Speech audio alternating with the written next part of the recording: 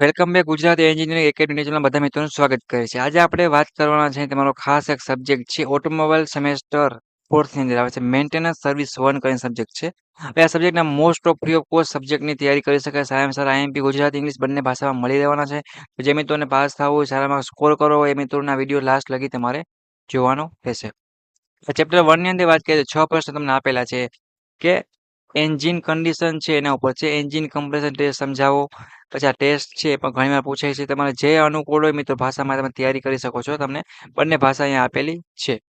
બરાબર છે.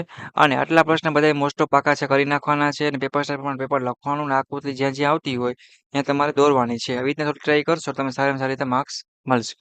બરાબર છે. 6 પ્રશ્ન આપેલા વધારાની હોય. પછી એન્જિન કમ્પોનન્ટ છે મેન્ટેનન્સના એ પણ પિસ્ટન રિંગની સર્વિસ અને નિરીક્ષણ પ્રક્રિયા છે. તો તમે 6 પ્રશ્ન ચેપ્ટર 2 ના મિત્રો આપેલા છે. એ પણ ખાસ બધા મિત્રોને પાકા કરી જવાના છે.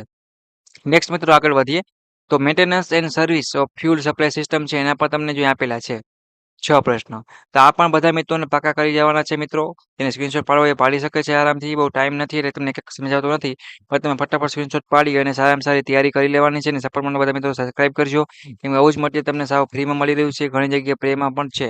ઓકે ને એવા સબ્જેક્ટ આપણે બનાવશું કે તમને સરળતાથી બેમાં પણ મળી રહે અને ઘણી બધી ફેસિલિટી સાથે. તો ચેપ્ટર 3 બાય 4 ની વાત કરીએ એમાં પણ તમે 6 આપેલા છે maintenance and service engine cooling duplication છે એના ઉપર.